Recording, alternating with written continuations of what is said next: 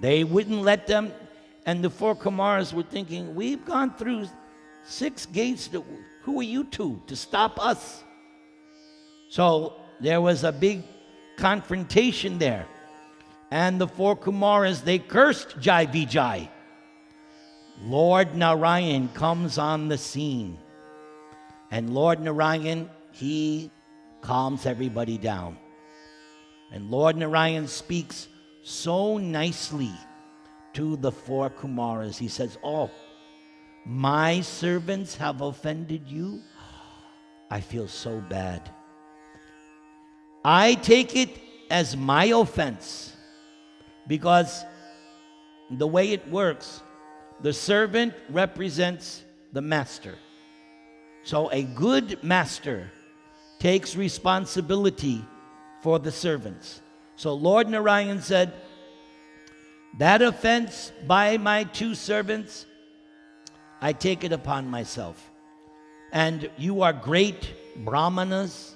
Oh, I feel so bad. In fact, I'm ready to lop off one of my arms, if necessary, to make up for my offense. Now, the 4 Kumaras, when Lord Narayan appeared, something happened to them. Up until this time, they were not devotees yet. But when Lord Narayan appeared, they could smell on his feet the tulsi and the saffron, because that's what's placed on the Lord's feet, tulsi and saffron. And when they smelled the aroma coming from the Lord's feet, something happened to them inside, and they became devotees. And so they were actually ashamed that, oh, we should not have cursed your 2 servants. So, but Lord Narayan said no. So he told these 2 servants, I give you a choice.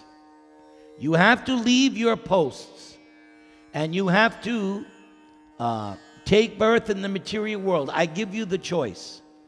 You can take 7 births as devotee, or 3 births as my enemies. Jai and Vijay, they said, oh, we want to get back as soon as possible. So they said, we'll take 3 births as your enemies. So immediately they fell. That's a controversial point, but that's how it's explained in Bhagavatam. Immediately they fell, and their first birth, Hiranyakashipu, Hiranyaksha. That was the first birth. Second birth, Ravan, Kumbhakarn. Third birth, which we'll hear about on Saturday, Shishupal, Dantavakra. So, Hiranyakashipu was killed by Nasringat. Hiranyaksha was killed by Varaha. Ravan was killed by... Now, who killed Kumbhakarn? Lakshman killed Kumbhakarn? We've got to look that up. All right, that's homework. We got to look that up. Who actually killed Kumbhakarn? Do you know for sure? Oh, we got to brush up on our Ramayana.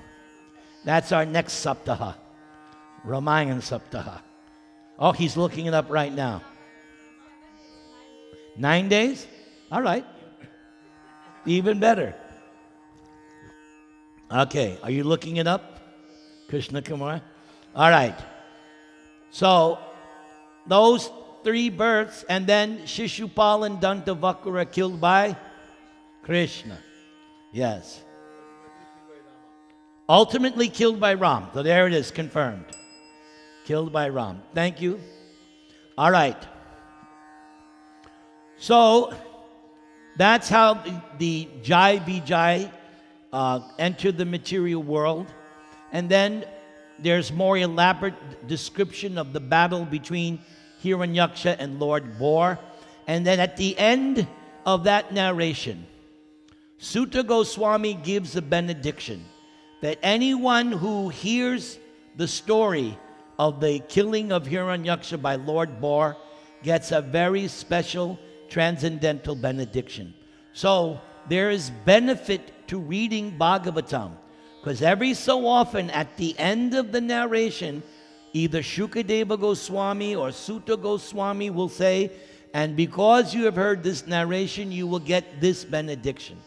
So it's to your own vested interest to read Srimad Bhagavatam.